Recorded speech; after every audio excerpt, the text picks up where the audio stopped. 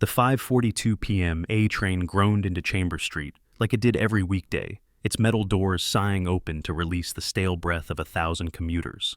Inside, the city's weary filed in, their postures slumped under the weight of workday burdens and subway heat. But Raymond Keller, 31, financial analyst, resident of Bay Ridge, and possessor of a dangerously high sense of civic responsibility, was just looking for a seat.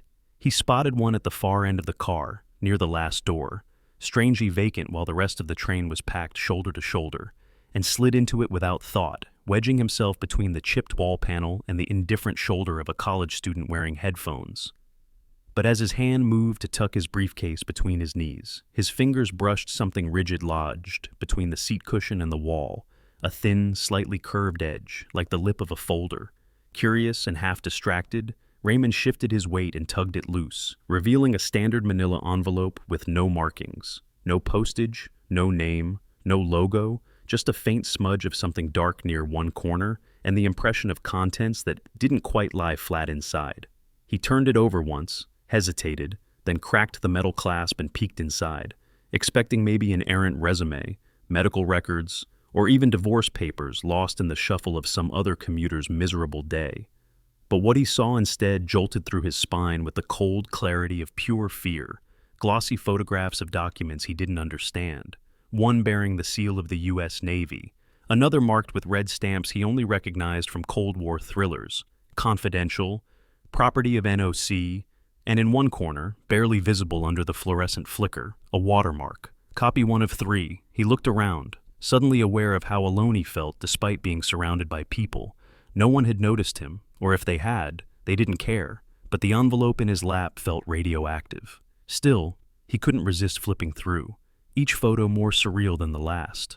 Typewritten pages with strange grid lines, engineering schematics, what looked like submarine schematics or sonar readouts, and 3 circled names on a subway map tucked between the pages, the kind of detail that made Raymond's mouth go dry. A hand brushed his elbow as a woman stepped past him to the door, and instinctively he stuffed the envelope into his briefcase, his heart pounding, suddenly certain that someone on this train knew what he had just found, someone who was waiting for him to make the wrong move. But as the doors closed and the train lurched forward again into the dark tunnel between Chambers and Fulton, Raymond sat rigid, the envelope hidden but burning in his mind like a signal flare, already altering the trajectory of his life in ways he couldn't begin to guess. He just didn't know it yet.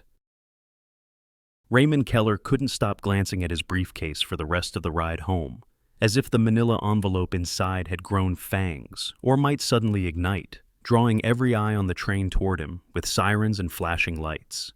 He kept replaying what he'd seen, those glossy, slightly curled Polaroid photographs that weren't family snapshots or party pics, but close-ups of what were unmistakably government documents, full of acronyms he didn't recognize, blocky red stamps shouting "restricted" and "for official use only," and pages covered in dense tables, cryptic engineering schematics, and a sheet of alphanumeric strings that resembled cryptographic output more than anything from his world of ledgers and equities.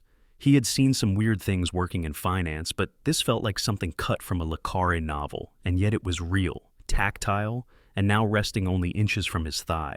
One Polaroid showed a section of typed text referencing something called NOC Protocol Set B, followed by a series of line items labeled Subcoms Deep and dates arranged in a pattern he didn't understand.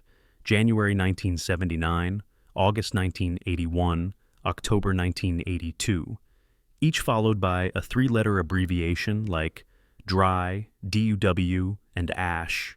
And in one photo, the shadow of whoever took the picture was barely visible on the document itself, a blur of a shoulder and camera raised to eye level, suggesting someone was snapping these quickly and covertly.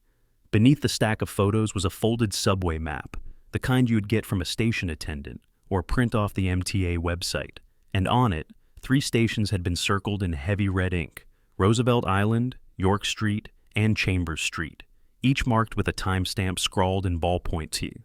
5:18, 5:31, and 5:42 p.m., respectively, the last of which matched the very moment he had sat down on that eerily empty seat. That coincidence alone sent a shiver crawling up his spine like ice water down his back, and suddenly the stale, metallic subway air felt more oppressive than usual. He didn't know if someone had left the envelope there for him, or if he'd stumbled into the middle of something meant for someone else entirely, but he knew enough to realize that keeping it a secret might be dangerous, and yet reporting it might be worse, if the wrong people were watching. When his stop came, he stood, calm on the surface, but with his stomach a churning mess, and rode the escalator up into the cold December wind of Bay Ridge, walking stiffly down the sidewalk like a man carrying a bomb that could detonate at any moment. Inside his apartment, he locked the door, drew the blinds, and set the envelope on the table under the yellow kitchen light, staring at it with the kind of dread that only grows when silence fills a room. He didn't touch it for a full hour, pacing like a caged animal, before finally sitting down again and deciding to look at everything, this time slowly, methodically, trying to figure out what exactly he had found and whether it had already found him.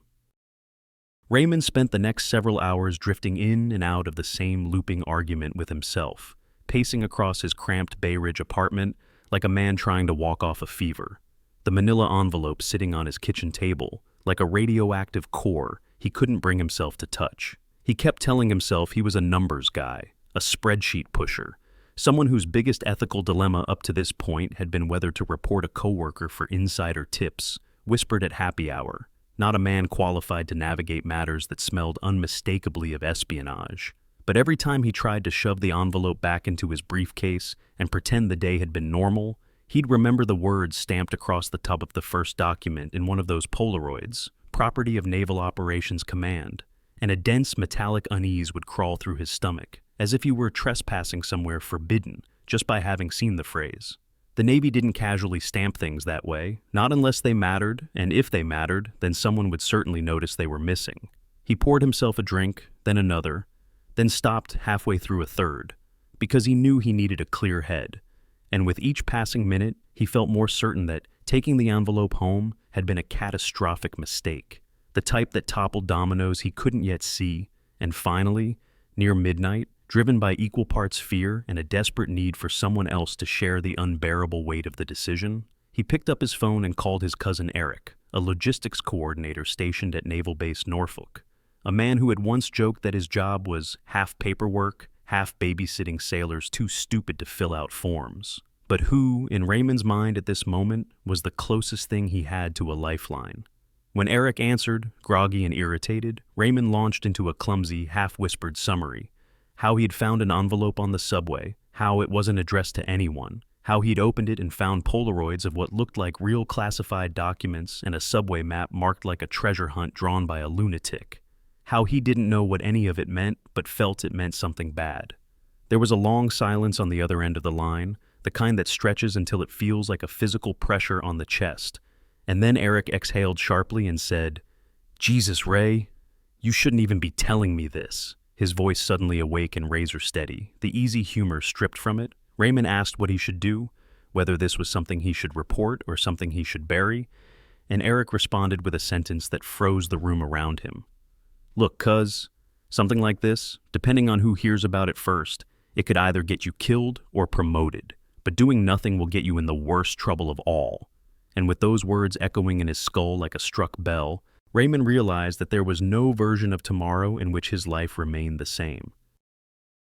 At exactly 9:03 a.m. the next morning, as Raymond Keller sat hunched at his cubicle in the cavernous, glass-paneled offices of Braddock & Smythe Asset Management, staring blankly at a spreadsheet he'd recalculated 3 times without correcting a single cell, the receptionist's voice crackled through the intercom.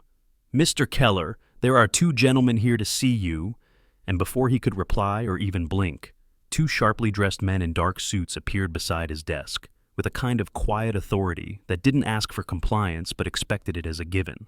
They showed their badges, FBI, Counterintelligence Division, and asked, calmly but firmly, if they could speak to him in private, prompting a nervous glance from the junior analyst across the aisle who always borrowed his stapler.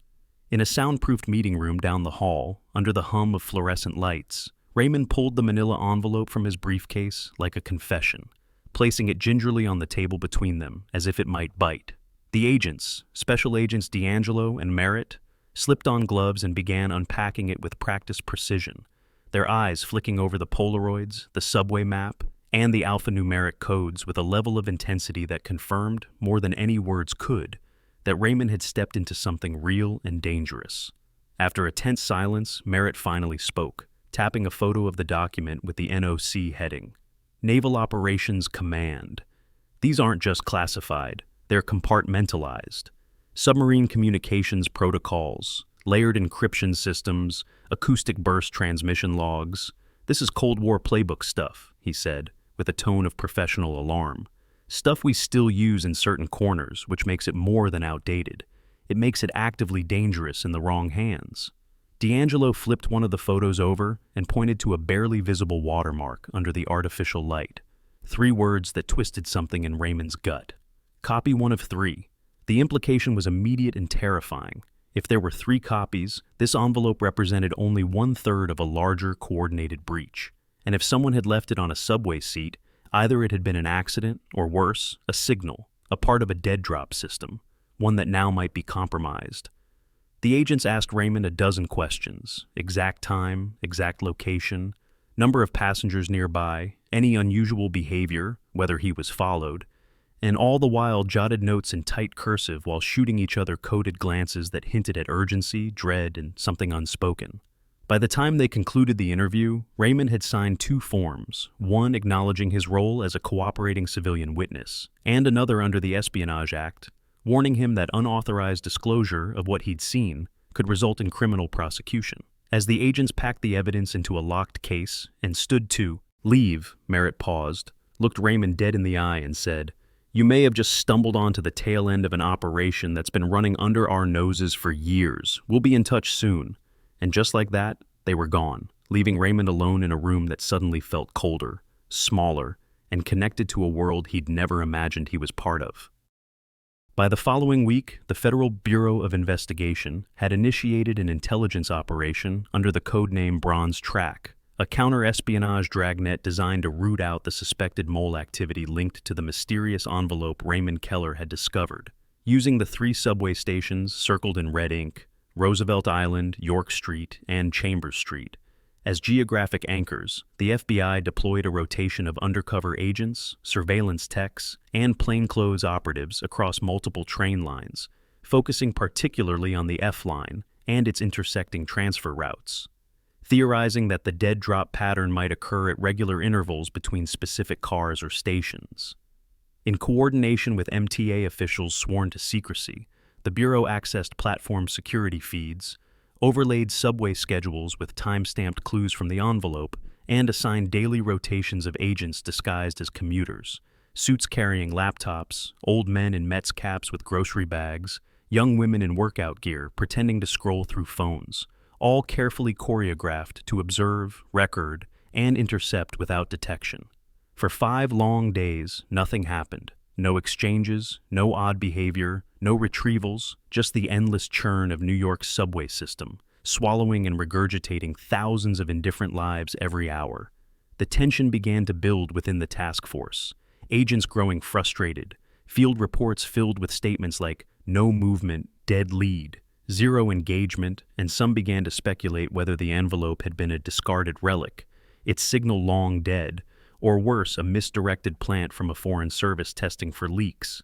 But then, on the 6th day, at exactly 5:29 p.m., matching the second circled timestamp from the subway map, a woman in a red beret appeared at Chambers Street Station, descending the stairs from the north entrance with the confident stride of someone with a destination burned into muscle memory. She moved through the crowd with ease, pausing only briefly to purchase a single-ride Metro card, an anomaly noted by an agent named Feldman, who flagged that seasoned New Yorkers typically used reloadable cards, and then walked to a bench near the center of the platform, where she sat for precisely 2 minutes before rising and leaving behind a folded copy of The New York Times, tucked neatly under the bench rather than placed on top or inside the trash bin. It was an ordinary action, something any commuter might do, except it had been done with precision, almost ritualistically, and 5 minutes later, a different man arrived. Mid-40s, gray trench coat, horn-rimmed glasses, bald at the crown, carrying a leather briefcase. He sat briefly on the same bench, made no motion to adjust or examine the newspaper, and after 30 seconds stood, casually scooped the folded paper under his arm without breaking stride, and boarded the next downtown train, disappearing into the crowd. Two separate teams attempted to tail him through the transfer points at Fulton Street and Brooklyn Bridge, but the man used the crush of rush-hour commuters like camouflage, changing trains at the last second, and ducking into exits that made line of sight impossible. What was inside the paper remained unknown, but for the first time since Operation Bronze Track had begun, the FBI had a confirmed brush pass, and it meant one thing: they weren't chasing ghosts anymore. The breakthrough came not through technology, but through time. After a week of exhaustive observation, movement logs, and video analysis, a subtle but persistent rhythm began to emerge from the noise, like a hidden metronome beating beneath the city's chaos. Agent Feldman, obsessively cross-referencing station footage with train arrival logs and time-stamped foot traffic, noticed that the strange exchange, the woman in the red beret, the man in the gray trench coat, had occurred precisely at 5:35 p.m. on a Thursday. On the Thursday, a detail that might have been dismissed if not for matching anomalies from earlier tapes. A woman in a green scarf at York Street, 3 Thursdays earlier, also leaving a folded magazine behind. A man in a Yankees jacket at Roosevelt Island, setting a small box beneath a bench at almost the exact same time. 2 Thursdays before that, it was Merritt who voiced it first, late at night in the operations van parked 2 blocks from the Chambers Street platform. "It's a schedule," he said, spinning around from the screen with the certainty of someone who's just solved a puzzle. "They're dropping on a cadence, not a location." And within hours, Operation Bronze Track had a new focus. Not static points, but a rotating triangle of stations, all tied together by a weekly 5:35 p.m. drop time. Surveillance protocols were adjusted, teams now deployed across all 3 stations every Thursday, cameras positioned for cross-angle confirmation, agents posing as maintenance staff, panhandlers, or bored commuters. But the implications of the pattern went deeper than logistics. What they were seeing wasn't improvised. It was structured, planned, and highly disciplined, the kind of operation that required detailed insider knowledge of public transportation systems and confidence in avoiding detection. And that kind of confidence pointed to something chilling: a mole. Someone embedded deep enough within U.S. intelligence or military infrastructure to access these documents, and experienced enough in tradecraft to coordinate dead drops inside the most watched urban system in the country. The working theory hardened quickly. This wasn't a solo player, but a conduit in a pipeline, a mid-level asset with legitimate clearance, passing materials to a handler in the open, using a routine invisible because of its banality. Every Thursday at 5:35 p.m., an item, a folded paper, a taped box, a marked envelope, was being left behind at one of 3 rotating drop sites, and someone else, never the same face, never the same disguise, would collect it within minutes and vanish into the veins of the city. But as the agents watched the drops accumulate on their internal map, they realized the true challenge wasn't the when or the where anymore. It was the who. They had pieces of a machine but no blueprint, shadows on tape, but no faces that matched anything in the known intelligence archives. And the longer it went on, the clearer it became. Someone on the inside was feeding the Soviets piece by piece, and the Bureau had just stepped into a game that had been going on for far longer than anyone had guessed. It happened on a rainy Thursday in week 4 of Operation Bronze Track, the kind of afternoon that makes the entire city feel like it's leaking, puddles forming in subway stairwells, and the air thick with the scent of damp concrete. And it was under this murky grayness that the most critical break in the investigation unfolded, not because of any sophisticated piece of surveillance tech or brilliant tactical maneuver, but because someone made a very human mistake. At 5:33 p.m., cameras inside the Roosevelt Island F train station caught a man boarding the uptown train.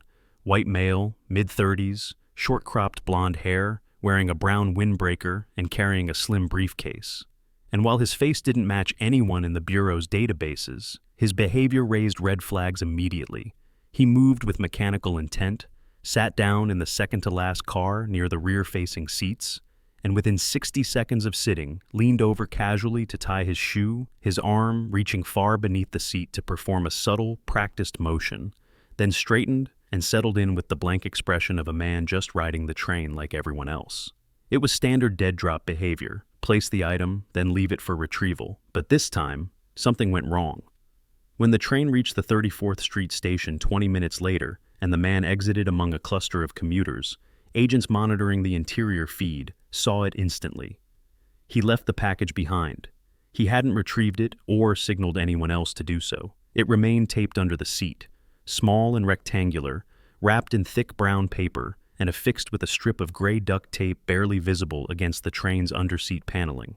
The train moved on, unknowing, until it reached its final destination at Jamaica 179th Street, where a janitor performing a routine sweep found the object and reported it to the station's supervisor, who, after peeling back one corner and seeing a page filled with military-style headers, panicked and phoned the transit police, triggering a rapid escalation through NYPD to the FBI liaison office. Within the hour, Agents D'Angelo and Merritt were on site, collecting the package with forensic gloves and logging it under emergency protocol, and back at the operations lab, they opened it to find what no one had dared hope for: a full-typed transcript of a classified U.S. communications intercept dated just 3 days prior, an internal NSA report detailing a covert signal intercept operation over the Barents Sea, involving a submerged Navy intelligence vessel, encrypted communications between fleet command units, and acoustic telemetry data that, if compromised, could potentially reveal U.S. submarine positioning algorithms. The report had top secret SI Gamma across the header and bore the internal file number NOC 77192A, a designation known only to a compartmented group within the NSA's Signals Intelligence Division, and according to a cross-check conducted by midnight, only 5 individuals had clearance to access this document, all of whom worked at Fort Meade. It was undeniable proof that someone deep inside the U.S. intelligence apparatus was feeding secrets to a foreign power, and thanks to a single forgotten packet under a subway seat, the FBI finally had more than patterns and paranoia. They had a leak with a nameable source, and a mole hunt that had just become personal. The man's name was Curtis Blanchard, and on paper he looked like every other mid-level government analyst: modest job title, neat apartment, vanilla financial profile. But under the microscope of a federal mole hunt, he began to glow like a beacon. After the Roosevelt Island drop was botched, and the classified transcript fell into the Bureau's hands, a quiet but urgent inquiry into document access logs at Fort Meade narrowed the circle of suspicion to 5 names, all with legitimate clearance, but only one matched the geographical footprint that had become the invisible map beneath Operation Bronze Track. Blanchard, age 39, employed by the Signals Intelligence Directorate at NSA, had lived for the past 4 years on the north side of Roosevelt Island, just a 7-minute walk from the subway platform, where multiple drops had been confirmed, and his access badge had been logged, accessing compartmented files within 72 hours of the leaked transcript, data that should never have left the inner skiff. Merritt and D'Angelo obtained financial records through a sealed court order and found a pattern of escalating debt. Credit card balances pushing 5 digits, a recent cash-out refinance on his apartment, and a flurry of ATM withdrawals over the past 18 months that didn't track with his stated expenses. More troubling was the discovery that Blanchard had recently applied for a passport using an expedited process, bypassing internal NSA channels for travel approval, a request that had been quietly flagged but never acted upon. Buried in bureaucratic backlog, interviews with colleagues painted a portrait of a soft-spoken, intelligent man whose personal life had quietly crumbled over the past 2 years. Divorce finalized 11 months ago, no children, no close friends, and increasing absenteeism masked by sick leave filings. To the casual observer, Blanchard was just another anonymous cog in the federal machine, but to the Bureau, he was suddenly a perfect storm, motive, means, and opportunity converging with unnerving precision. The FBI began tailing him immediately, alternating field teams covering his morning commute, a magnetic GPS tracker placed on his Honda Accord, and remote monitoring of his cell phone's location, pings near the drop sites. What emerged was damning. On 3 consecutive Thursdays, Blanchard left his office by 4:45 p.m., took the F train from Roosevelt Island into Manhattan, and loitered at either Chambers or York Street stations between 5:25 and 5:40 p.m., always appearing alone, always leaving empty-handed but returning without the same briefcase. They never caught him in the act, but the pattern aligned with the drop schedule too precisely to ignore. So, the Bureau made a decision. It was time to set the trap. A dead drop would be staged at Chambers Street using a forged but convincing package containing deliberately altered classified material, laced with tracking elements, chemical taggants, microdot serial, codes, and a pressure-activated dye pack that would stain any hands that opened it. If Blanchard retrieved it, they'd have incontrovertible evidence. If he didn't, they'd watch who did. But one way or another, the game was shifting from observation to capture, and the man who had walked invisibly through years of betrayal was about to step into the jaws of a carefully constructed sting. The trap was sprung at 5:33 p.m. sharp on a windswept Thursday evening, with federal agents wired in from 4 angles, surveillance van humming half a block away, and 2 plainclothes operatives already seated in the target car of the F train as it rumbled into Chambers Street Station. The package, indistinguishable from the ones recovered in previous exchanges, had been placed by Agent Feldman during a timed, choreographed maneuver 2 stops earlier, a small brown envelope wrapped in cheap waxed paper and taped beneath the 6th seat from the door, precisely where the previous drops had occurred. And inside were forged documents so meticulously crafted they could pass any casual inspection. False NSA intercepts, submarine telemetry maps, and 1 fake memo linking U.S. satellite signal drift data to Soviet surveillance systems. But every page had been treated with a chemical tracer and embedded with microdot serial tags invisible to the naked eye. If the package changed hands, they'd know, and if it left the train, they'd follow it like a blood trail. At 5:35 p.m., Curtis Blanchard entered the station with the same unhurried gait that had fooled cameras and analysts for weeks, wearing a gray wool coat and carrying the same soft leather briefcase seen in multiple recordings, and boarded the 3rd car from the rear, scanning the platform only once before settling into the seat directly across from the planted drop. The agents watching him held their breath as the train idled. 30 seconds, then 60, then Blanchard leaned forward, supposedly adjusting his sock, and his hand disappeared beneath the bench. When it re-emerged, it held the package, swiftly tucked under his coat in a move that would have seemed innocuous to any fellow passenger. But to the Bureau, it was the detonation point of a months-long manhunt. Blanchard remained on the train until East Broadway, exiting through the south stairwell and heading west down Henry Street. And within moments, 3 Bureau agents peeled away from their covers and tailed him at staggered intervals while D'Angelo coordinated from the van. 2 blocks later, near Rutgers and Madison, Agent Merritt approached from behind and called his name once, Mr. Blanchard, and when Blanchard turned, eyes calm and voice low, he said only, "How long have you known?" Before raising his hands without protest, he was cuffed on the spot, read his rights, and taken into custody as evening traffic passed unaware, the package still warm beneath his coat. Back at headquarters, he said little during initial processing, invoked counsel almost immediately, and refused to speak further. But in that one question, "How long have you known?" the Bureau understood something chilling. Blanchard hadn't been operating under the illusion of invincibility, nor had he been careless. He had simply known it couldn't last forever, and he had been waiting, not if, but when. And now, that when had come, it meant something even more dangerous. He wasn't the only one involved, and whatever he'd been delivering for months or years was part of something larger, colder, and far from finished. In the sterile, windowless interview room deep within the Federal Building on Varick Street, under the cold flicker of fluorescent lights and the steady gaze of 2 seasoned interrogators, Curtis Blanchard finally broke his silence after 12 hours of legal posturing, sighs, and silent stares, his voice thin but unwavering, as he laid bare the architecture of a betrayal that had quietly hollowed a hole through national security. He admitted to everything. 3 years of steady espionage, dozens of document transfers, each one passed through a subway dead drop no one noticed, all managed by a handler he knew only as Sasha, a name that could have been real, coded, or simply convenient, but which was all he was ever given. Sasha, he explained, had approached him once, just once, in the fall of 1984, outside a used bookstore near Lexington Avenue, dressed like a professor, voice cultured, eyes unreadable, and in less than 10 minutes had dissected Blanchard's life with surgical precision: the recent divorce, the mounting debt, the stagnant career, and above all, the ache of being invisible in a system that didn't care if he lived or died. The initial ask was small: copies of technical manuals, nothing sensitive, Sasha had said, but useful, and in exchange, 1,000 yens cash placed in a hollowed-out book he would retrieve from a different train platform the next week. When Blanchard saw the money, clean and real and untraceable, he convinced himself it wasn't treason, just information sharing in the gray space. And from that point on, the ritual became routine.